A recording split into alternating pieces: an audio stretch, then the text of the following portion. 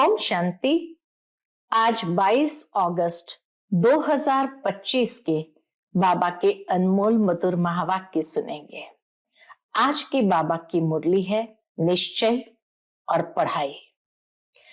बाबा कहे तुम बच्चों को सबसे पहले यह निश्चय होना चाहिए कि हमको पढ़ाने वाला कौन है। स्वयं ऊंच ते ऊंच भगवान आकर के इस समय हमको ऊंचे ते ऊंची पढ़ाई पढ़ाते हैं। और दूसरा निश्चय ये चाहिए इस पढ़ाई से हम क्या बनने वाले हैं। इस पढ़ाई से हम विश्व का मालिक बनते हैं। बाबा कहे जब तुम्हें ये दोनों बातों पर निश्चय होगा तो नशा अंदर रहेगा, खुशी भी रहेगी और सहजता से बाप की याद बनी रहेगी। जितना इस पढ़ाई पर अटेंशन देंगे और पढ़ेंगे उतना ही दुनिया के अंदर मान होगा। बाबा कहते जिस तरह दुनिया के अंदर कोई पढ़ा लिखा इंसान होता है उसका मान होता है, सभी उनको मान की दृष्टि से देखते हैं, वो ऊंच पद की प्राप्ति करता है। ठीक इसी तरह तुम बच्चों को भी इस पढ़ाई पर ध्यान देना है। जितना अच्छी रीति पढ़ेंगे उतना तुम्हारा भी बहुत मान होगा। तो सुनते हैं आज के बाबा के अनमोल मधुर महावाक्य। ओम शांति। मीठे बच्चे, तुम्हें कौन पढ़ाने आया है? ये रियलाइजेशन बाबा करा रहे हैं कि हमको पढ़ाने वाला कौन है। विचार करो तो खुशी में रोमांच खड़े हो जाएंगे। ऊंचे ते ऊंचा बाप पढ़ाते हैं। ऐसी पढ़ाई कभी छोड़नी नहीं है। आज की मुरली से प्रश्न है, अभी तुम बच्चों को कौन सा निश्चय हुआ है? निश्चय बुद्धि की निशानी क्या होगी? उत्तर है, तुम्हें निश्चय हुआ हम अभी ऐसी पढ़ाई पढ़ रहे हैं जिससे डबल सिरताज राजाओं का राजा बनेंगे। अभी हम उनके बच्चे बने हैं तो फिर इस पढ़ाई में लग जाना है। जैसे छोटे बच्चे अपने माँ बाप के सिवाय किसी के पास नहीं जाते, ऐसा बेहद का बाप मिला है तो और कोई भी पसंद न आए, एक की ही याद रहे। आज की मुरली से पहले गीत बजा है, कौन आया आज सवेरे सवेरे। ओम शांति। मीठे मीठे बच्चों ने गीत सुना। कौन आया है और कौन पढ़ाते हैं, ये समझ की बात है। कोई बहुत अक्लमंद होते हैं, कोई कम अक्लमंद होते हैं। जो बहुत पढ़ा लिखा होता है उसे बहुत अक्लमंद कहेंगे। शास्त्र आदि जो भी पढ़े लिखे होते हैं उनका मान होता है। दुनिया में भी शास्त्र आदि पढ़े हुए का भी मान होता है, कम पढ़े हुए को कम मान मिलता है। अब गीत का अक्षर सुना, कौन आया पढ़ाने? टीचर आते हैं ना। स्कूल में पढ़ने वाले जानते हैं टीचर आया है। यहां कौन आया है? बाबा कहे ये सोचो कि हमारा टीचर कौन बना है। यहां कौन आया है, एकदम रोमांच खड़े हो जाने चाहिए। ऊंचते ऊंच बाप फिर से पढ़ाने आए हैं। समझने की बात है ना, तकदीर की भी बात है। पढ़ाने वाला कौन है? भगवान। वह आकर पढ़ाते हैं। विवेक कहता है भल कोई कितनी भी बड़े ते बड़ी पढ़ाई पढ़ता है, फट से वह पढ़ाई छोड़कर आए भगवान से पढ़े। विवेक कहता है भल कोई कितनी भी बड़े ते बड़ी पढ़ाई पढ़ता हो दुनिया की, फट से वह पढ़ाई छोड़कर आए भगवान से पढ़े। एक सेकंड में सब कुछ छोड़ बाप के पास पढ़ने आए। बाबा ने समझाया है, अभी तुम पुरुषोत्तम संगम योगी बने हो। उत्तम ते उत्तम पुरुष है ये लक्ष्मी नारायण। दुनिया में किसको भी पता नहीं है कि किस एजुकेशन से इन्होंने ये पद पाया। लक्ष्मी नारायण ने कौन सी एजुकेशन से ये पद पाया? तुम पढ़ते हो ये पद पाने लिए। कौन पढ़ाते हैं? भगवान। और तो सब पढ़ाइयां छोड़ इस पढ़ाई में लग जाना चाहिए, क्योंकि बाप आते ही है कल्प के बाद। बाप कहते हैं मैं हर 5000 वर्ष के बाद आता हूं सन्मुख पढ़ाने। वंदर है ना? कहते भी है भगवान हमको पढ़ाते हैं यह पद प्राप्त कराने, फिर भी पढ़ते नहीं तो बाप कहेंगे ना ये सयाना नहीं है।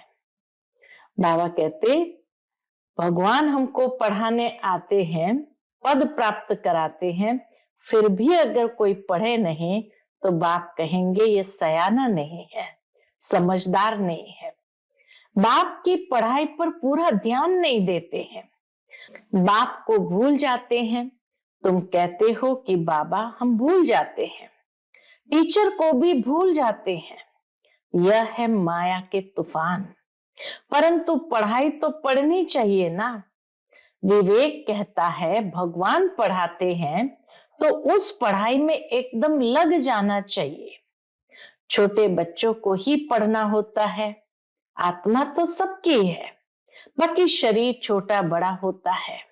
आत्मा कहती है, आत्मा बाबा से कहती है मैं आपका छोटा बच्चा बना हूं। बाबा कहते अच्छा मेरे बने हो तो अब पढ़ो। दूध पाक तो नहीं हो। दूध पाक का मतलब यहां है जैसे दूध पीता हुआ बच्चा होता है तो वो पढ़ाई नहीं पढ़ता है। तो इसीलिए बाबा कहते हैं अगर मेरे बच्चे बने हो तो अब पढ़ो। दूध पाक तो नहीं है, दूध पीते हुए छोटे बच्चे तो नहीं है जो पढ़ाई नहीं पढ़ सकते हैं। बाबा कहते पढ़ाई फर्स्ट, इसमें बहुत अटेंशन देना है, बहुत बहुत अटेंशन हमें पढ़ाई की ओर देना है। स्टूडेंट फिर आते हैं यहाँ सुप्रीम टीचर के पास। वह पढ़ाने वाले टीचर्स भी मुकरूर है, तो भी सुप्रीम टीचर तो है ना। 7 रोज भट्टी भी गाई हुई है। बाप कहते पवित्र रहो और मुझे याद करो। दैवी गुण धारण किए तो तुम यह बन जाएंगे। बेहद के बाप को याद करना पड़े। छोटे बच्चे को माँ बाप के सिवाय दूसरा कोई उठाते हैं तो उनके पास जाते नहीं। तुम भी बेहद के बाप के बने हो तो और कोई को देखना पसंद भी नहीं आएगा। फिर कोई भी हो, तुम जानते हो हम ऊंचते ऊंच बाप के हैं। वह हमको डबल सिरताज राजाओं का राजा बनाते हैं। लाइट का ताज है मन मना भव। बहुत सुंदर बात बाबा ने यह बताई है, अंडरलाइन करने जैसी। लाइट का ताज मन मना भव और रतन जड़ित ताज मध्याजी भव। अभी तुम बच्चों को मालूम पड़ा है असल में हम आत्माएं बाप के साथ अपने घर में रहती है। भारत इस समय ऑर्फन है, अनाथ है। ऑर्फन उनको कहा जाता है जिनको माँ बाप नहीं होते हैं, धक्का खाते रहते हैं। तुमको तो अब बाप मिला है, तुम सारे सृष्टि चक्र को जानते हो तो खुशी में गदगद होना चाहिए। हम बेहद के बाप के बच्चे हैं। परम पिता परमात्मा प्रजापिता ब्रह्मा द्वारा नई सृष्टि ब्राह्मणों की रचते हैं। ये तो बहुत सहज समझने की बात है। ये कोई भी मनुष्य नहीं जानते, क्योंकि ब्राह्मण और ब्राह्मणों को पढ़ाने वाले बाप का दोनों का नाम निशान गुम कर दिया है। इंग्लिश में भी तुम लोग अच्छी रीति समझा सकते हो। जो इंग्लिश जानते हैं तो ट्रांसलेशन कर फिर समझाना चाहिए। फादर नॉलेजफुल है, उनको ही नॉलेज है कि सृष्टि का चक्र कैसे फिरता है। यह है पढ़ाई। योग को भी बाप की याद कही जाती है। योग माना बाप की याद, जिनको अंग्रेजी में कम्युनियन कहा जाता है। बाप से कम्युनियन, टीचर से कम्युनियन और गुरु से कम्युनियन, यह है गॉड फादर से कम्युनियन। कम्युनियन यानी जोड़। खुद बाप कहते हैं मुझे याद करो और कोई भी देहधारी को याद नहीं करो। मनुष्य गुरु आदि करते हैं, शास्त्र पढ़ते हैं, एम ऑब्जेक्ट कुछ भी नहीं, सदगति तो होती नहीं। बाप तो कहते हम आए हैं सबको वापस ले जाने। अभी तुमको बाप के साथ बुद्धि का योग रखना है तो तुम वहां जाए पहुंचेंगे, बाबा के पास परमधाम में जाए पहुंचेंगे। ये लक्ष्मी नारायण पैराडाइज के मालिक थे ना, ये कौन समझाने वाला है? बाप को कहा जाता है नॉलेजफुल। मनुष्य फिर कह देते हैं अंतर्यामी। वास्तव में अंतर्यामी का अक्षर है नहीं। अंदर रहने वाली, निवास करने वाली तो आत्मा है। आत्मा जो काम करती है वह तो सब जानते हैं। सब मनुष्य अंतर्यामी है, आत्मा ही सीखती है। बाप तुम बच्चों को आत्म अभिमानी बनाते हैं। तुम आत्मा हो मूल वतन की रहने वाली, तुम आत्मा कितनी छोटी हो, अनेक बार तुम आई हो पाठ बजाने। बाप कहते मैं बिंदी हूं, मेरी पूजा तो कर नहीं सकते, क्यों करेंगे, दरकार ही नहीं। मैं तुम आत्माओं को पढ़ाने आता हूं। पहले पहले आत्मा आती है पाठ बजाने। मनुष्य कहते हैं 84 लाख जन्म लेते हैं, परंतु बाप कहते हैं मैक्सिमम है ही 84 जन्म। फॉरेन में जाकर ये बातें सुनाएंगे तो उनको कहेंगे ये नॉलेज तो हमको यहाँ बैठ पढ़ाओ। वहां के लोग भी प्रभावित होकर कहेंगे हमको तो ये नॉलेज यहाँ बैठकर पढ़ाओ। तुमको वहां 1000 रुपया मिलता है तो हम आपको 10-20 हजार रुपया देंगे, हमको भी नॉलेज सुनाओ। नॉलेज की इतनी वैल्यू हो जाएगी, ये बाबा महसूस कराते हैं। 10-20 हजार देंगे लेकिन हमको ये नॉलेज सुनाओ। गॉड फादर हम आत्माओं को पढ़ाते हैं, आत्मा ही जज आदि बनती है, बाकी मनुष्य तो सब है देह अभिमानी।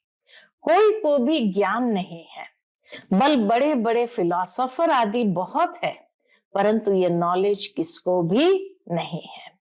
गॉड फादर निराकार पढ़ाने आते हैं, हम उनसे पढ़ते हैं। ये बातें सुनकर चकित हो जाएंगे, यह बातें तो कभी सुनी पढ़ी नहीं। कहेंगे यह हम सुने तो सही, प्योरिटी, पीस, प्रॉस्पेरिटी सब थी। विचार करो कितने वर्ष हुए, क्राइस्ट से 3000 वर्ष पहले इन्हों का राज्य था ना, श्री लक्ष्मी श्री नारायण का राज्य था ना। कहेंगे यह तो स्पिरिचुअल नॉलेज है, यह तो डायरेक्ट उस सुप्रीम फादर का बच्चा है, उनसे राजयोग सीख रहा है। वर्ल्ड की हिस्ट्री ज्योग्राफी कैसे रिपीट होती है, ये सारी नॉलेज है। हमारी आत्मा में 84 जन्मों का पाठ भरा हुआ है। इस योग की ताकत से आत्मा सतो प्रधान बन गोल्डन एज में चली जाएगी। फिर उनके लिए राज्य चाहिए। अभी तुम पावन बन रहे हो, बोलो इस याद के बल से हम पवित्र बनते हैं। हमारा रियलाइज किया हुआ है और दिव्य दृष्टि से देखा हुआ है। बाबा कहे उनको बताओ कि ये नेचुरल कैलेमिटीज भी आने वाली है, हमारा रियलाइज किया हुआ है और दिव्य दृष्टि से देखा हुआ है। बाप आए हैं डीटी वर्ल्ड स्थापन करने। सुनकर कहेंगे अहो यह तो गॉड फादर के बच्चे हैं, हमारा बाप के साथ योग है, तो साइलेंस के बल से हम विश्व पर जीत पाकर सतो प्रधान बन जाते हैं। बाप ही पतित पावन है, पावन दुनिया जरूर स्थापन करके ही छोड़ेंगे। ड्रामा अनुसार नूंद है। ऐसे ऐसे समझाएंगे तो समझेंगे, यह तो कोई अथॉरिटी है, इनमें गॉड ने आकर प्रवेश किया है, यह भी ड्रामा में नूंद है। ऐसी ऐसी बातें बताते रहेंगे तो वह खुश होंगे। आत्मा में कैसे पार्ट है, यह भी अनादि बना बनाया ड्रामा है। ऐसी अथॉरिटी से बोलेंगे तो वह समझेंगे बाप सब बच्चों को बैठ समझाते हैं। तो इस पढ़ाई में बच्चों को लग जाना चाहिए। बाप, टीचर, गुरु तीनों एक ही है। वह कैसे नॉलेज देते हैं यह भी तुम समझते हो। सबको पवित्र बनाकर ले जाते हैं। बीटी डिनाइस्टी थी तो पवित्र थे, गॉड गॉडेस थे। बात करने का बड़ा होशियार हो, स्पीड भी अच्छी हो, बोलो बाकी सब आत्माएं स्वीट होम में रहती है। बाप ही ले जाते हैं। सर्व का सदगति दाता वह बाप है। उनका बर्थ प्लेस है भारत। ये कितना बड़ा तीर्थ हो गया। भारत कितना बड़ा तीर्थ हो गया। तुम जानते हो सबको तमो प्रधान बनना ही है। पुनर्जन्म सबको लेना है, वापस कोई भी जा नहीं सकते। ऐसी ऐसी बातें समझाने से बहुत वंडर खाएंगे। बाबा तो कहते हैं जोड़ी हो तो बहुत अच्छा समझा सकते हो। भारत में पहले पवित्रता थी, फिर अपवित्र कैसे होते हैं यह भी बता सकते हैं। राजाओं के घर में भी इन देवताओं के चित्र रहते हैं। जो पवित्र डबल सिर ताज थे उन्हों को बिगर ताज वाले अपवित्र पूजते हैं। उनको तो गॉड गॉडेस नहीं कहेंगे क्योंकि इन देवताओं की पूजा करते हैं। ऐसे ऐसे बैठ समझाए तो कितना मजा कर दिखाए। ऐसे ऐसे बैठ समझाए तो कितना मजा कर दिखाए।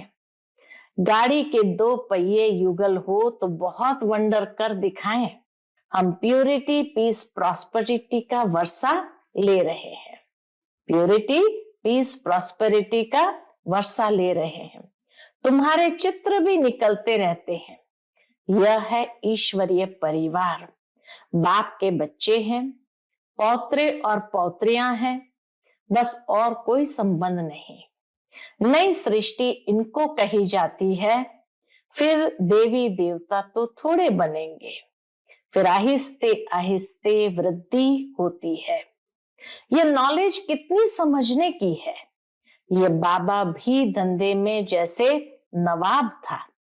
ब्रह्मा बाबा हीरे जवाहरत का धंधा करते थे तो जैसे नवाब था, कोई बात की परवाह नहीं रहती थी। यह जरूर समझा हमको बादशाही मिलती है तो फिर गदाई क्या करेंगे। तो तुम भी समझते हो भगवान पढ़ाते हैं, यह तो पूरी रीति पढ़ना चाहिए ना, उनकी मत पर चलना चाहिए। बाप कहते अपने को आत्मा समझ, बाप को याद करो। बाप को तुम भूल जाते हो, लज्जा नहीं आती है, यह नशा नहीं चिढ़ता है। यहां से बहुत अच्छा रिफ्रेश हो जाते हैं, फिर वहां सोडा वाटर हो जाते हैं।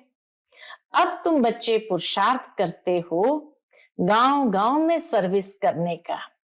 बाबा कहते पहले पहले यह बताओ कि आत्माओं का बाप कौन है। भगवान तो निराकार ही है, वही इस पतित दुनिया को पावन बनाएंगे। बाबा तो निराकार है, वही इस पतित दुनिया को पावन बनाएंगे। अच्छा, मीठे मीठे सिकिलते बच्चों प्रति माता पिता बाप दादा का याद प्यार और गुड मॉर्निंग। रूहानी बाप की रूहानी बच्चों को नमस्ते। हम सभी रूहानी बच्चों की रूहानी माता पिता बाप दादा को याद प्यार, गुड मॉर्निंग और नमस्ते नमस्ते। शुक्रिया बाबा, शुक्रिया। आज की मुरली से धारणा के लिए मुख्य सार है। पहली पॉइंट, स्वयं भगवान सुप्रीम टीचर बनकर पढ़ा रहे हैं, इसलिए अच्छी रीति पढ़ना है। उनकी मत पर चलना है। दूसरी पॉइंट, बाप के साथ ऐसा योग रखना है जिससे साइलेंस का बल जमा हो। साइलेंस बल से विश्व पर जीत पानी है, पतित से पावन बनना है। आज का बाप दादा का मधुर वरदान हम बच्चों के प्रति है, समय और संकल्पों को सेवा में अर्पण करने वाले विधाता वरदाता भव। समय और संकल्पों को सेवा में अर्पण करने वाले विधाता वरदाता भव। अभी स्व की छोटी छोटी बातों के पीछे, तन के पीछे, मन के पीछे, साधनों के पीछे, संबंध निभाने के पीछे समय और संकल्प लगाने के बजाय इस सेवा में अर्पण करो। बाबा कहते हैं अभी स्व की छोटी छोटी बातों के पीछे, तन के पीछे, मन के पीछे, साधनों के पीछे, संबंध निभाने के पीछे समय और संकल्प लगाने के बजाय इसे सेवा में अर्पण करो। यह समर्पण समारोह मनाओ। श्वासोश्वास सेवा की लगन हो, सेवा में मगन रहो, तो सेवा में लगने से स्व उन्नति की गिफ्ट स्वतः प्राप्त हो जाएगी। विश्व कल्याण में स्व कल्याण समाया हुआ है, इसलिए निरंतर महादानी, विधाता और वरदाता बनो। आज का स्लोगन है, अपनी इच्छाओं को कम कर दो तो समस्याएं कम हो जाएगी। अपनी इच्छाओं को कम कर दो तो समस्याएं कम हो जाएंगी। आज का अव्यक्त इशारा, सहज योगी बनना है तो परमात्मा प्यार के अनुभवी बनो। उसके अंतर्गत जैसे लौकिक रीति से कोई किसके स्नेह में लवलीन होता है, तो चेहरे से, नैनों से, वाणी से अनुभव होता है कि यह लवलीन है, आशिक है। ऐसे जिस समय स्टेज पर आते हो तो जितना अपने अंदर बाप का स्नेह इमर्ज होगा, उतना स्नेह का बाण औरों को भी स्नेह में घायल कर देगा। अच्छा, ओम शांति।